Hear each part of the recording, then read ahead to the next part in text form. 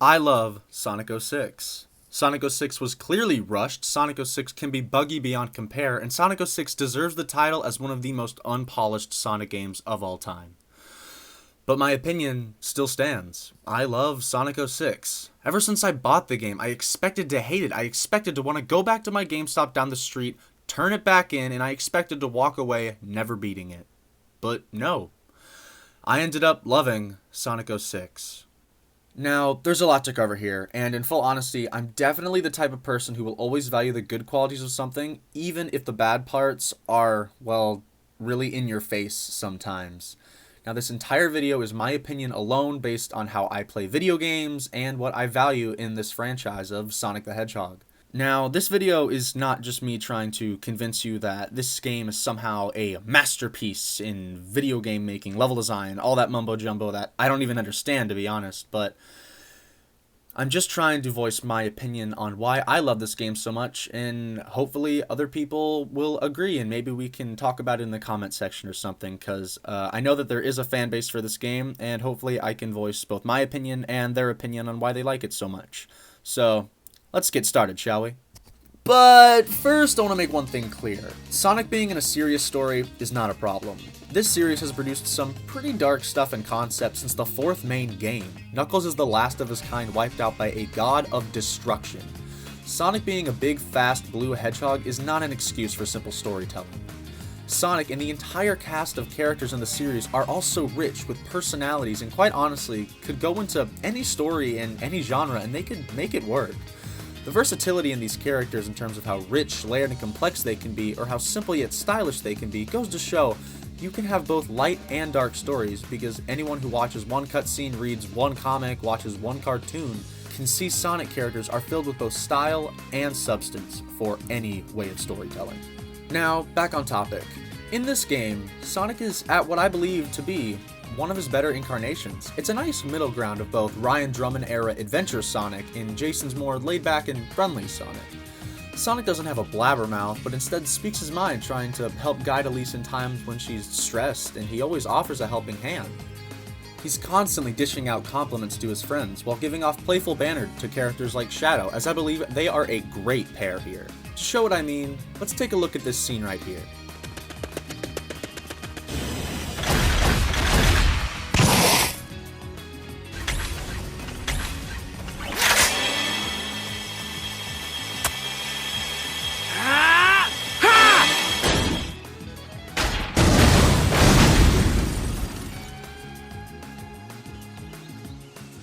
You look like you're in a hurry.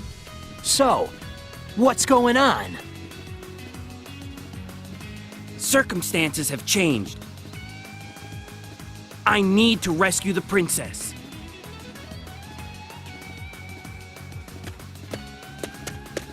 Silver, someone Sonic doesn't know, and Silver has tried the entire game on multiple occasions to kill Sonic.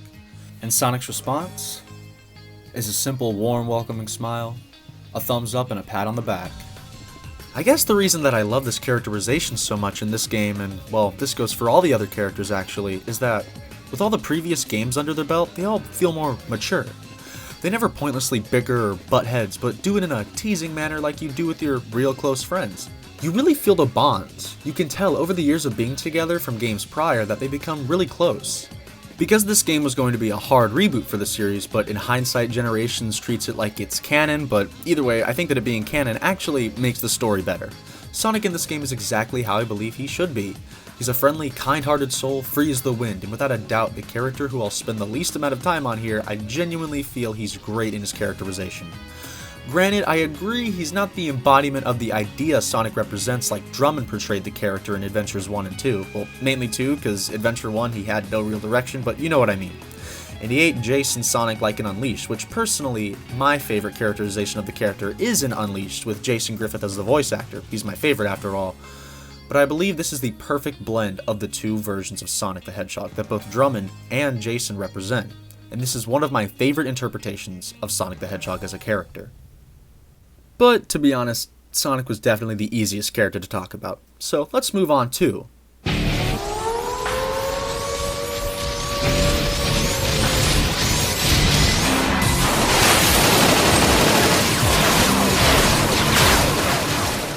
Shadow the Hedgehog, unlike Sonic, is at his best here in any game he's ever appeared in my opinion.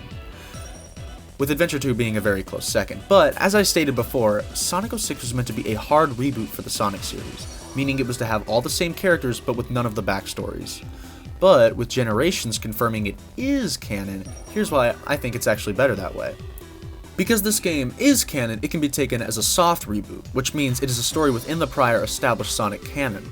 That means all Sonic canon happened, but 06 is its own independent, let's say, restart from all the original previous games. So Adventure, Heroes, and Shadow the Hedgehog did happen, but 06 creates a new status quo for the series. This, I believe, is a great call for serving the characters of this game, especially Shadow the Hedgehog. Now, I know that if you wanted an encyclopedic knowledge about what the actual Sonic canon is, it's kind of a mess, but honestly, I can accept that, and this is where my opinion on this kind of comes down to how you view things and how strict you want to be about canon and non-canonicity, because in my opinion, I think that this game serves Shadow greatly, because you see Shadow after gaining back his memories and learning that he is the real Shadow, not a clone and all that other crazy stuff from Shadow the Hedgehog. Now, this role of him being a secret agent for Gun is one I adore for his character. After all his growth throughout the series, he has finally come to terms with himself and who he is. A calm, collected, heroic hedgehog motivated by his sense of hope and the last wish of his dearest friend. This is an excellent place for Shadow to be with his completed character arc, but his position in this universe, in my opinion, is his best yet. Shadow is an agent for Gun, tasked with going on missions to stop Eggman. Now, just think about this. Arguably his closest confidant already was an agent for Gun, so Shadow to take a similar position makes so much sense. Now, a common criticism, and one I agree with, is why would he do that even if they were the ones who killed Maria? Well, that's kind of an obvious and not so obvious answer, I'm not gonna lie.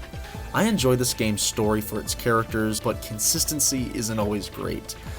The reason for him joining Gun is supposed to be because it's a hard reboot with no backstory, but was retroactively made canon, so here's my honest advice.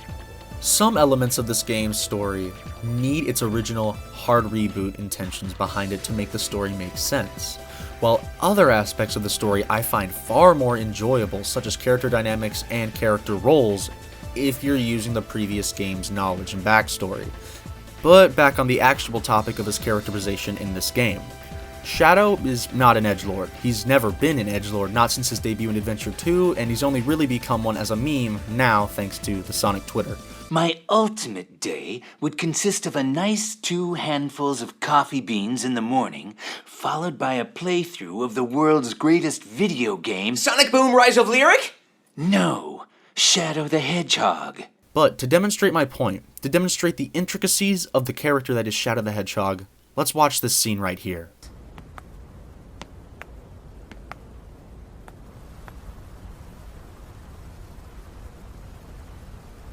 Omega? What's he doing here?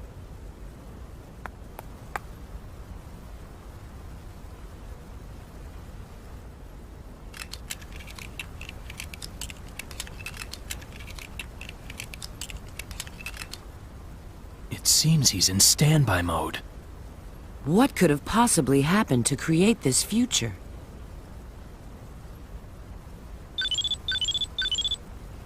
Yes, this is Rouge. Understood. We'll be there in a minute. It looks like Sonic and his friends have found something too. Let's go. It's not like we can do anything for him now. Yeah.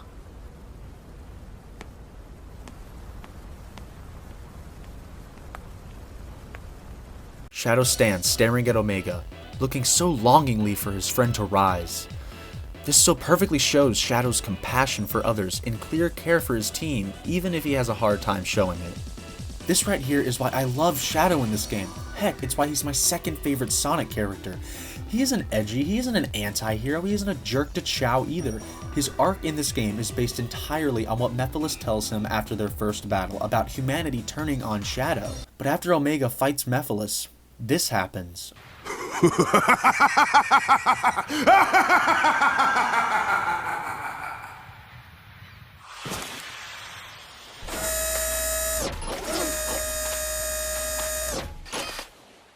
What just happened? Shadow.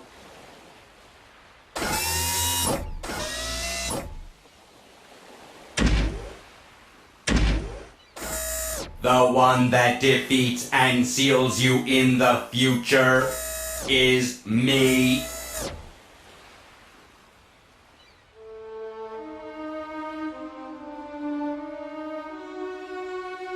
This is a grim reminder of the truth Mephiles' words hold. And that grim reminder leaves Shadow speechless. He begins to walk away from Team Dark. It's so unfair. Shadow's always here to defend the world. Despite that, Eventually, when something or someone is seen as too powerful, it is seen as a threat.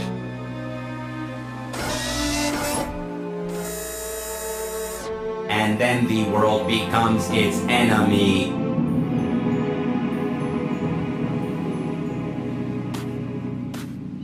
Shadow? Even if you believe everyone in the world will be against you, know that I'll always remain by your side. Remember that.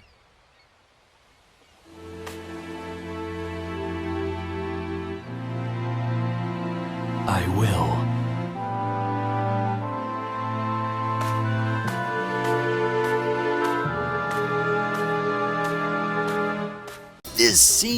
This scene is so perfect.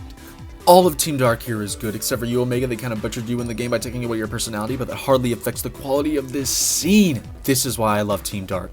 This is where Team Dark no longer became a typical slot filler team, but instead they became a family.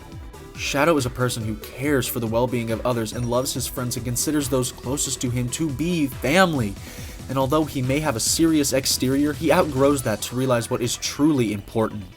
Without a doubt, I think this is the highest the character of Shadow the Hedgehog has ever soared, and it is such a great way for the character to go, and in my opinion, this is Shadow perfected in terms of character writing, and I cannot overstate how much I love him here. Now, Silver the Hedgehog, I love his character. He's my third favorite Sonic character. He's so underrated. People tend to forget that he was the third Hedgehog. He was meant to complete the Trinity, but because Sega rushed this game out the door, he barely shows up anymore outside of spin-offs and with forces with no explanation. Yeah, he's good in the comics, and they explained it in the comics, but not every single person reads the comics. You're more likely to find a Sonic fan who only plays the games because those get more mileage and make more money. And giving an explanation for why he's in the current timeline, why he can remember anything, why Sonic and Shadow could also remember him would be so easy. At the very end of Sonic 06, Sonic, Shadow, and Silver all fight Solaris in the end. Just say that because they were in their super forms and they defeated the big bad, those three characters can in fact remember the events of 06, so they all know each other. Heck, all of the main cast were in that weird time dimensional outside of space reality. Just say that everyone in that reality remembers the events of 06. And that's why Silver's back. I know that it would cause some confusion with Elise, why Eggman was that way, why any of it was that way. I've said it before, continuity for me does not have to be exact, as long as the explanation that you're giving me, it doesn't have to make perfect sense, but if it allows for the story to continue with what came before, and it can use what came before to increase its storytelling potential in the future, then just do that. Bring Silver back, because his potential as both a character and in gameplay is so endless.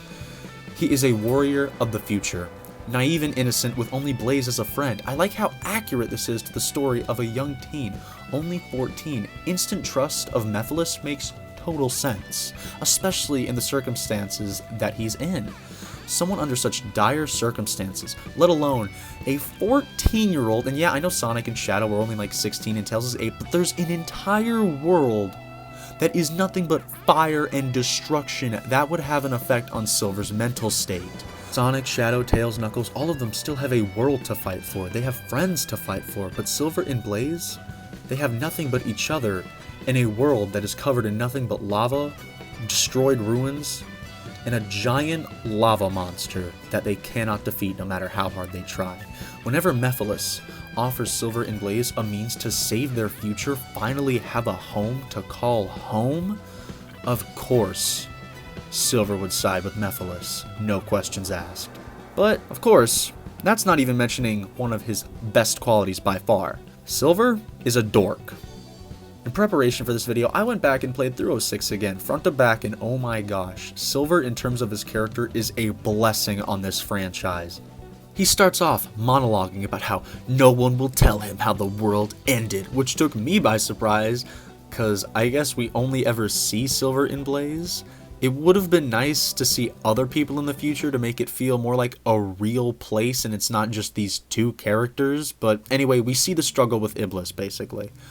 And Silver's arc is something I genuinely love. He starts off on a hunt for Sonic, soon befriending Amy Rose. As they unknowingly both search for Sonic together, he finds him and attempts to take his life, and when Amy protests and Sonic runs after Elise, Silver is left to ponder, until Blaze, stone cold, basically says, well, we got no choice but to kill him. But after he attacks Sonic for the second time, and is blessed with... we see the origin of Solaris' split, and Elise's no-cry rule, and well, it all leads to him doing what's right. His struggle with not wanting to kill wasn't explored as I think it should have been, but led to a great setup in why he should trust Shadow so quickly to see the past. His arc of figuring out what he believes to be right and wrong, culminating in him saving the future only to lose Blaze, is so heart-wrenching. People in the future are only briefly stated and mentioned before making this death all the more sad, even if the timeline is saved. But throughout the story, Silver is highly entertaining. His voice was perfectly cast. Pete Capalla gives Silver a voice that radiates his dorky nature, making his scenes of him acting all serious and seeing Blaze's death making him sound even more naive. It makes the entire game and his journey way more impactful as you can hear the maturing of Silver's voice from total dork to mature dork. Blaze, What did you see? the Iblis trigger wasn't Sonic the Hedgehog. I see.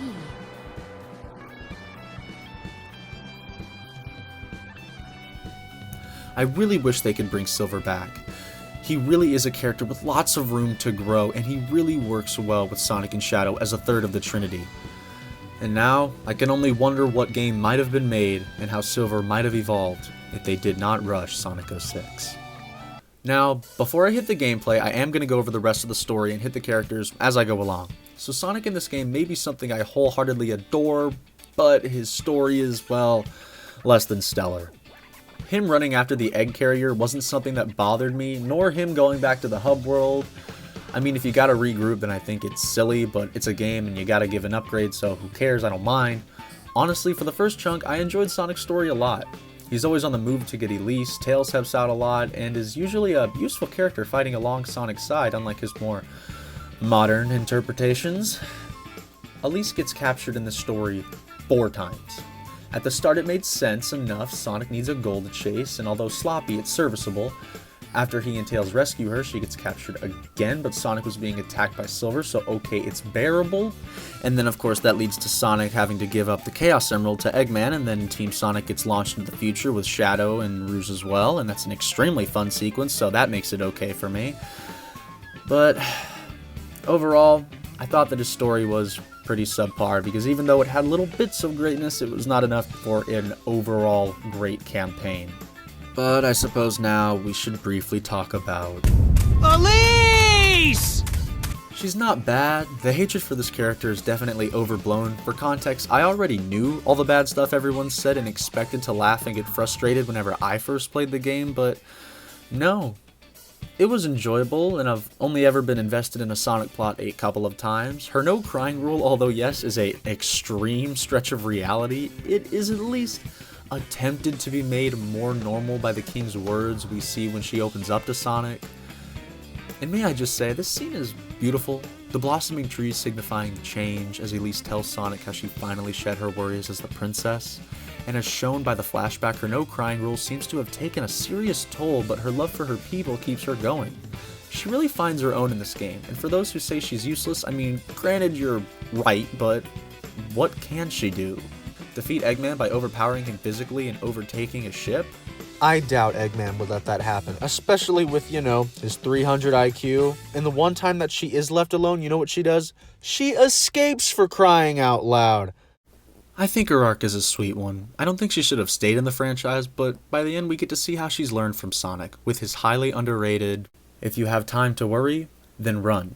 Yeah, the romance is very, very weird, but when it shows them as friends, it's a sweet connection overshadowed by a very, very stupid kiss. For all intents and purposes, this is basically where the real plot begins. So, I know that the odds are that if you clicked on this video, you already know the story of Sonic 06, but I'm going to go over it and where I think the pros and cons lie, personally. I definitely agree with the majority opinion that Sonic has the weakest story. His plotline is by far way too repetitive because getting Elise back from Eggman is not an overarching goal, but instead a repetitive plot point. Constantly she's captured and then you have to rescue her, and even though the levels are some of my favorites in the franchise, not only for their great visual elements, but because I genuinely think that the gameplay is fun, but they are undoubtedly bogged down by the repetitious nature of your motivation to get through each level in Sonic's story. I do 100% think that the disconnect between Sonic and Mephiles is way too prevalent. They meet like twice. Once whenever Sonic dies, and another time whenever Mephiles has already become Solaris. They by far needed a way stronger hero-villain dynamic for those two to feel even remotely connected in the story. But the rest of the story, once you unlock them, is of course Shadow and Silver, who get so much more plot, it's kind of not even funny. Shadow, I love his story. First off, that opening. Stone cold, just awesomeness. So, the one thing that I do not like about Shadow's story, because I know that this is kind of vague sounding, but honestly, I just get a lot of enjoyment out of Shadow's story overall that it's kind of hard to put into words, but let me try to say this.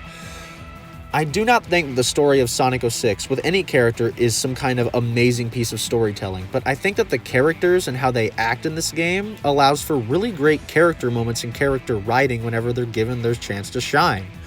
I think that Shadow the Hedgehog has some of the best moments of his own character in this game and some of the best dynamics with the other characters in this game. And one of those new dynamics that we have in this game is with the new villain, Mephiles. So, I'm gonna voice my opinion on Mephiles right now. Mephiles is pretty freaking cool. I mean, he is just raw craziness personified.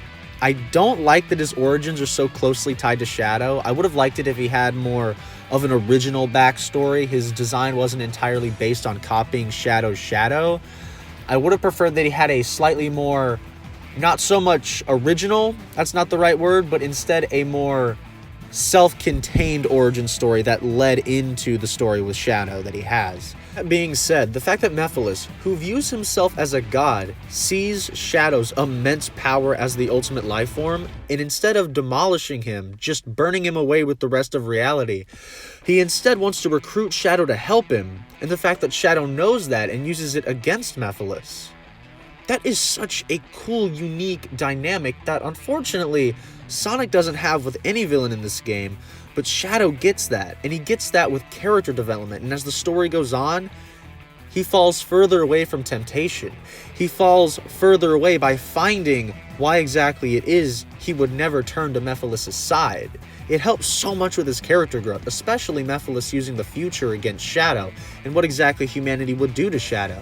I think that Mephiles is a really cool villain, and I like his final design a lot more than I like his copycat of Shadow design. I genuinely think that it is one of the most wild and weird Sonic character designs in the mainline games, but it somehow works a lot better than most other ones, and I genuinely do like his villain character. And I also like the story that Shadow goes through. And I know that I didn't go quite into the exact specifics of the story, but this isn't a summary. I just need to let y'all know that I like it, because I do think that it's fun and has a lot of character-rich moments. Now for Silver, it was actually really interesting going back. This is his debut, and he hasn't quite become the dork that we all know and love him as today. I definitely love that he's a total dork now, but there were only little seeds of that in this game. definitely there, but not the main focus. His journey was becoming this just sad, depressed person who grew into realizing the power of hope and optimism. He had to find out the difference between right and wrong. He figured out that Mephiles was wrong, that he was using him, that Mephiles was in fact the enemy here, the one who caused his desolate future. And finding Silver in the past, him realizing that by making connections with Amy, which is one of the most really random and really short-lived, yet really sweet dynamics that nobody kind of remembers, but it helps so much with his character development, and I think that it just makes his story soar, especially in the climax whenever he realizes that he now has to do what's right. And his sacrifice with Blaze at the end, after all that character development, he's grown from a boy into a very young man. And all of a sudden, his one friend is ripped away right as he's entering the next phase of his life. Is extremely sad. That being said, I wish that Blaze was given more time as a character, so that way her sacrifice would mean more for her own character. But for what it does to Silver, and the effect that it has on this character, and the finality that it has to his arc in the end, I think it was a worth it decision. But I am glad that she's not dead anymore, because that's kind of sad. Although, now I am going to stop beating around the bush and address the fact that the story, on its own, makes no sense. They have time travel at will and never go to the source of the problem and stop it there. Now, what I'm about to say is entirely subjective and will not work for everybody. It just won't. But I have grown so numb to time travel plots that I've just honestly made the internal exception that, you know what? These time travel plots just aren't going to make sense. They should, but they are so hard to nail down that if I know that they are going to do time travel from the get-go, I'm just going to accept, I'm just here along for the ride, because this is silly, it's goofy, but I really want to see where this story goes. And time travel within itself is a tad bit silly and goofy, and I know that everyone jumps to the, well, Sonic is a big blue hedgehog who runs really fast. It all must be silly, but I think that is a gross oversimplification of this franchise and its lore. But this story, I just can't defend. In terms of being a technical story, I think it is heavily flawed, not good in the slightest, but I can look over those things, and I can definitely look over the time travel. And if you can't, I'm not going to say that you're going to enjoy the story like I can, but if you can grow yourself a little numb, turn up that sense of disbelief, I think that if you can get past the wonky time travel, you'll enjoy the story a lot more. I think that the gameplay in this game, for the most part, is genuinely fun. Now let me explain. Personally, I think that the adventure gameplay style is way more entertaining than the boost. Don't get me wrong, I love the boost. I love speedrunning Sonic Generations. Even though I'm not that great at it, I find it so much fun. It is so exhilarating. But I think that the adventure formula is just better because it has speed, but also gives me platforming. I have to not so much memorize the stage, but instead use more of my head, if that makes sense. I'm not saying like that in a derogatory way or that one is just inherently better than the other, but the adventure formula offers a lot more variety in what you can actually do whenever you're playing the game, as well as add supplementary side gimmicks that fit with the gameplay and you don't have to overhaul everything to make it work with the boost. And whenever I say overhaul, I want to explain that whenever you're dealing with the boost gameplay style, it is very hard to introduce gimmicks like wisps, which are inherently in themselves kind of just taking away Sonic's normal abilities and putting them into power-ups, which is kind of cheating, but you have to basically always stay within that very strict run very fast at a super high speed kind of tempo. It doesn't allow for much in terms of level variety in gameplay. You can only really mess with how the stage looks in terms of variety. The adventure gameplay is different. You can have it be with multiple characters. You can have Sonic with his standard platforming and speed, and then you can take that and give it to Tails and add the extra flight. You can take that and give it to Knuckles and add the extra gliding and climbing walls. You can just do more with the adventure formula. You can add more characters with slight variations on the gameplay style, but still make it fun, and it all still feels very coherent because it's not a drastic change.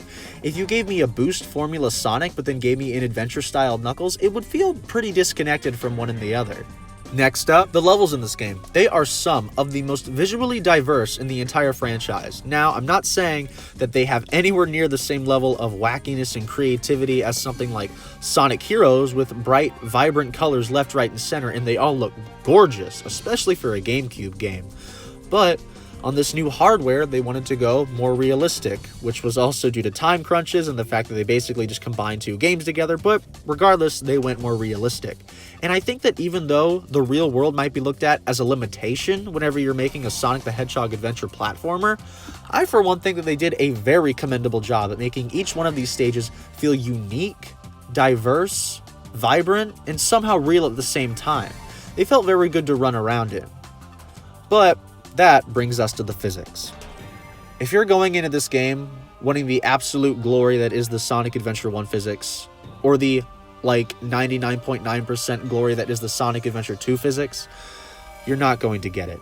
And that is by far one of this game's biggest gameplay flaws. But, and once more, this is entirely subjective on why I love this game.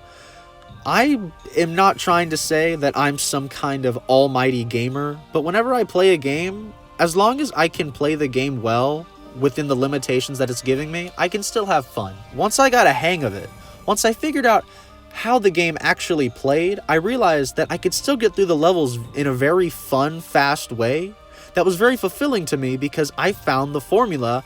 Even though it wasn't as good as Adventure 1 and 2, I still found it fun. I long for a day whenever I can take control of these fun characters in the adventure style formula again. Just using Sonic with momentum in a spin dash, even just his basic homing attack in fun levels where the focus is not only on speed, but platforming well enough to gain speed and that be your reward, even add a roll button for Pete's sake, sounds amazing. Same for Shadow, but give him back his Chaos powers, Chaos Blast, Control, heck, give him Chaos Spear again. He would have so much opportunity in terms of not only speed and platforming, but add some combat in as well. Silver the Hedgehog was robbed in this game.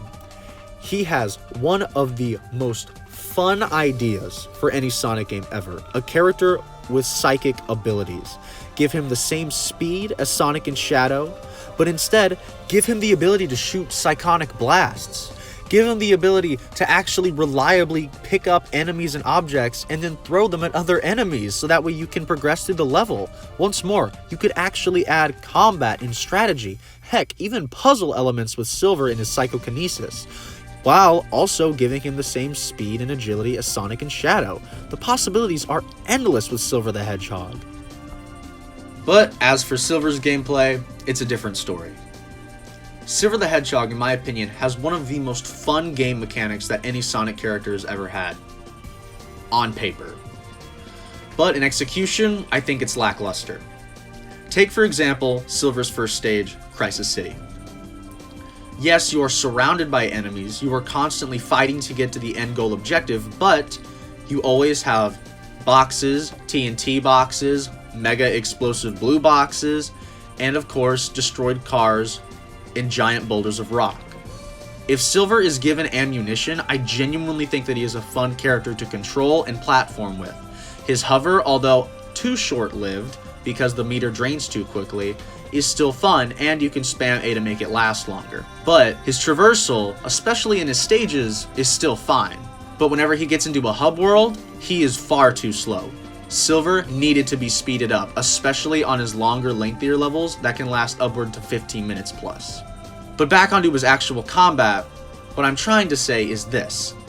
Whenever Silver has ammunition, for lack of a better word, he's fun to battle enemies with. But the second that you have to rely on catching enemy bullets, projectiles, you can easily get hit and only catch a couple of them. Whenever you have to get up close and personal, his swiping stun attack has such pitiful range, it's borderline worthless. And his upgraded stun attack is a borderline pace breaker. Silver can be fun in this game. In a couple of his more tightly packed levels filled with multiple different objects to grab and throw, you don't have to get up close and personal with enemies that often, those can be fun stages. But in hub worlds, and his longer, lengthier, more puzzle heavy and combat reliant levels, he can be downright a slog and someone that just makes you want to turn the game off. That being said, I actually really do love Sonic stages here. I've often found myself picking this game back up just to play through Sonic stages more than I have a lot of other Sonic games, curious enough. I pick up Unleashed sometimes because it is, after all, my favorite Sonic game of all time, but I don't replay it that often because I don't love the Werehog. I do like the Werehog, but I don't love it enough to want to go back and play it because I think that it's too long. But with Sonic 06, I've replayed this game a couple times. I replayed it again for this own video. Sonic and Shadow have stories that, even though I find one more fun than the other, I find both of their levels actually enjoyable, even with their weird character side gimmicks. And to briefly address those, I don't hate them, but I don't love a lot of them either, so it's pretty much a mixed bag in that category. But that's 2/3 of the game that I actually really love to play, and 1/3 that is admittedly kind of a slog. Now that I've gone over each character's story and why I like them so much, now that I've gone over all the gameplay styles and why I love some parts of it and dislike other parts, I just want to go over this one bit of the actual story, the finale. Sonic, Shadow, and Silver in their super forms have taken down Solaris, and it's now Sonic and Elise with Solaris at its core. Elise has finally learned who she is, what she wants, what she values. Even though it's weird, she's finally learned that she loves somebody, and she now has to make the choice. The culmination of all of her maturity that she's gained throughout this story. The culmination of her letting go of her princess self, figuring out who she is, and then putting the crown back on, metaphorically, to become the princess. This is her decision. And she's scared to make it. She doesn't want to lose this adventure of self-discovery. She doesn't want to lose Sonic, who she deeply cares about. But she knows deep down that she has to. And I know that this can come off as a really corny, really stupid line to some people. But I think that Sonic's message of telling Elise just to smile, as a callback to what he told her that got her out of her shell, is so brilliant. I don't think that it is some kind of absolute masterpiece, but for the character of Sonic the Hedgehog, seeing someone in such a depressed, dire, helpless state should just tell them, chin up, and smile, and hope, encapsulates his character so beautifully. I know that everyone thinks that Sonic the Hedgehog is all about attitude, and don't get me wrong, that is probably way more important than this sentimental stuff is ever going to be for his character. I know that. But from why I love Sonic, I love his attitude, I love his speed, I love everything that comes with his cocky nature. But whenever he really shows his mature side, I value it so much because I think it shows the real best that this character has to offer beyond a surface level. And this is that. And we see Sonic racing towards Elise's parade, standing atop a rooftop and watching on. He may not remember anything, or maybe he does, according to Takashi Iizuka. But I guess in some strange way, the universe had some way of bringing him back to where this journey began. And I think that, although some might find to be well, that's really stupid, the story didn't matter, but no, the story did matter, because it helped these characters. And I know that this isn't exactly confirmed. I believe I heard it once from Takashi Iizuka, but even if it's not, I'm just too sentimental to let this go.